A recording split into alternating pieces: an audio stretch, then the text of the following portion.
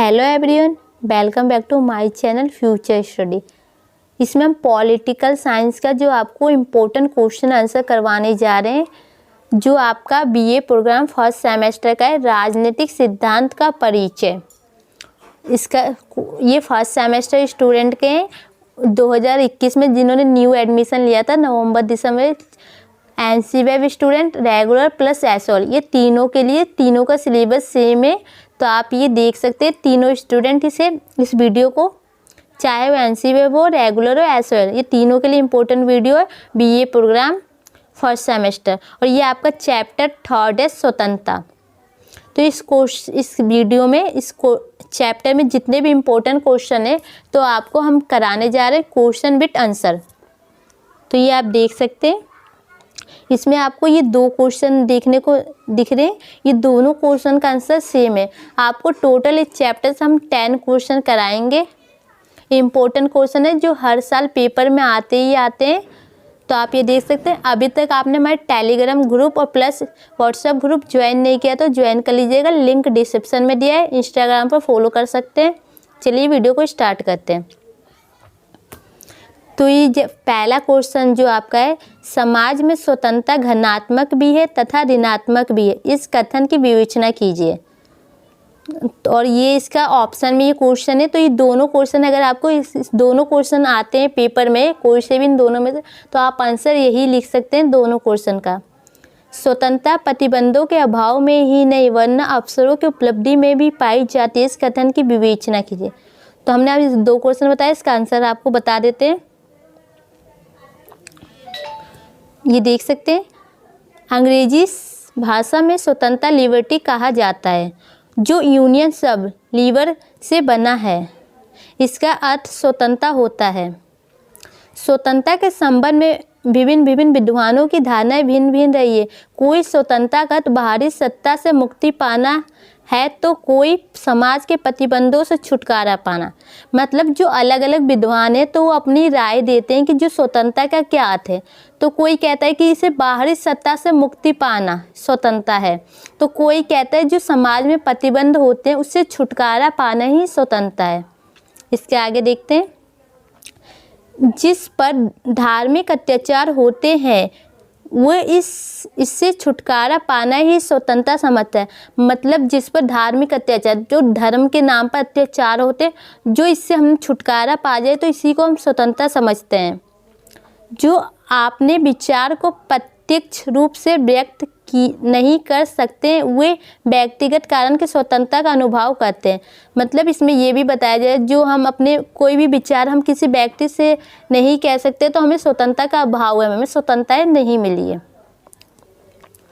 आगे देखते हैं, स्वतंत्रता का तात्पर्य लोग प्रत्येक कार्य को निर्भर रूप में करने से लगाते हैं। इस प्रकार की विचारधारा से स्वतंत्रता का स्वरूप अत्यधिक हो जाता है और वह कानून की महत्व को भी कुचल डालती है। जिस स्थान पर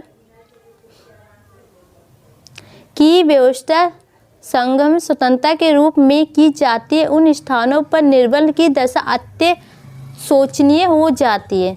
मतलब इसमें ये बताया जाए, जो अमीर होते हैं उनके लिए तो स्वतंत्रता है, लेकिन गरीबों के लिए कोई भी स्वतंत्रता नहीं है। उनके साथ भेदभाव किया जाता है क्योंकि उनकी स्वतंत्रता को बलवानों द्वारा छीन लिया जाता है। बलवानों मतलब जो अमीर लोग होते हैं वो अपने से नीचे लोगों को दबा के रखते हैं। जब मनुष्य समाज में रहने के लिए बाध्य है तो उसके लिए यह भी आवश्यक हो जाता है कि समाज के कानूनों का पालन करे। मतलब जो मनुष्य जो समाज में रह रहे हैं तो उन्हें समाज के जो कानून बनाए गए छोटे बड़े वो सब इंसान के लिए सेम होने चाहिए और सबको पालन करना चाहिए, चाहे वो अमीर हो या गरीब हो। इस प्रकार उसकी व्यक्तिगत स्वतंत्रता की रक्षा हो जाती है। जब उसकी व्यक्तिगत स्वतंत्रता की रक्षा होती है तब उसके लिए आवश्यक है कि वह अपने कर्तव्यों का पालन करे, जिससे राष्ट्रीय हित होगा तथा इस हित के साथ साथ अन्य व्यक्तियों की स्वतंत्रता की रक्षा हो सकेगी। मतलब कि जो स्वतंत्रता का लाभ है वो सभी को समान मिलना चाहिए, चाहे गरीब हो अमीर हो, सबको उसका कर्तव्य का पालन करना चाहिए। जो समाज में स्वतंत्रता के ऊपर नियम कानून बनाए गए हैं। इसका आगे देखते हैं, स्वतंत्रता की परिभाषा परिभाषा शीले ने की है। जो एक ये राइटर है शीले, इन्होंने परिभाषा बताई है स्वतंत्रता की। इसको समझते हैं। जो उसके नकारात्मक रूप का ही प्रदर्शन करती है, उसे स्वतंत्रता को प्रतिबंधनों की अनुपस्थिति के रूप में स्वीकार किया है। इस रूप को अन्य विद्वानों ने भी महत्व प्रदान किया। उनका कहना है कि मनुष्य पर ऐसे कोई प्रतिबंध होने चाहिए जिनके द्वारा उनकी मानसिक, नैतिक तथा मौलिक उन्नति में बाधक उपस्थित हो। मतलब जो बताया जा रहा है, इन राइटरों ने ये कहा है, जो मनुष्य पर ऐसा कोई भी प्रतिबंध नहीं लगाना चाहिए जिससे उनकी मानसिक, नैतिक और मौलिक उन्नति में बाधा हो, मतलब कमी आए। सभी व्यक्तियों को समान रूप से सुविधाएं होने पर भी उनका विकास होना संभव है। मतलब सभी व्यक्ति को समान रूप से सुविधाएं प्राप्त होगी जब भी वो अपना विकास कर सकते हैं। अभी एक और राइटर ये नीचे देख सकते हैं, प्रोलोस्की। अभी इनके विचार देखते हैं। स्वतंत्रता से मेरा तात्पर्य उन सामाजिक शर्तों पर लगे प्रतिबंधों के अभाव से है जो आधुनिक सभ्य के युग में व्यक्ति की प्रासंगिकता की गारंटी है। इस परिभाषा से तात्पर्य निकलता है कि राज्य के अभाव में ही स्वतंत्रता का अस्तित्व रह सकता है, परंतु ध्यान देने की बात है कि राज्य के अभाव में मानव समाज का जीवन असंभव है। समाज न होने पर मानव की अवस्था जंगली होती है। सामाजिक व्यवस्था होने पर मानव जीवन, सहयोग और सहनशीलता की दो विशेष गुणों को प्राप्त कर लेते हैं, जिनके कारण उनके अधिकार और कर्तव्यों की केवल राज्य से ही संभव हो सकती है। इसलिए लॉक कहते हैं कि जहाँ कानून नहीं होते वहाँ स्वतंत्रता भी नहीं रह सकती। मतलब जो लॉस की है उनका सिंपल सा कहने का मतलब ये है, जहाँ पर कानून नहीं हो सकते वहाँ पर कोई भी स्वतंत्रता नहीं हो सकती। तो हमें जहाँ पर कानून होते हैं वहीं स्वतंत्रता आपको देखने को मिलेगी और नियम कानून। बिलोबी इस विषय में कहते हैं, बिलोबी एक राइटर है जो उनके तख्त में बता रहे हैं, स्वतंत्रता का अस्तित्व तभी रह सकता है जब मर्यादा का भी अस्तित्व हो। मतलब स्वतंत्रता का अस्तित्व जब भी रह सकता है जब मर्यादा का भी अस्तित्व हो। फ्रांसीसी मानव अधिकारों के घोषणा पत्र में स्वतंत्रता की ये परिभाषा दी गई है। जो फ्रांसीसी मानव अधिकार के घोषणा पत्र है उसमें स्वतंत्रता की ये परिभाषा दी गई है, ये देख सकते हैं आप। स्वतंत्रता वह शक्ति है जिसके आधार पर मनुष्य कोई भी ऐसा कार्य कर सकता है जो दूसरों के लिए हानिप्रद ना हो। मतलब स्वतंत्रता वह जो मनुष्य ऐसा कोई भी कार्य कर सकता है, बस उससे किसी और व्यक्ति को नुकसान नहीं होना चाहिए। अगर वो नुकसान होता है तो उसे स्वतंत्रता नहीं कहा जाएगा। इस प्रकार स्वतंत्रता का रूप प्रतिपादित नहीं स्वीकार किया जा सकता। प्रतिबंधों से ही मानव की स्वतंत्रता की रक्षा संभव हो सकती है, अन्यथा नहीं।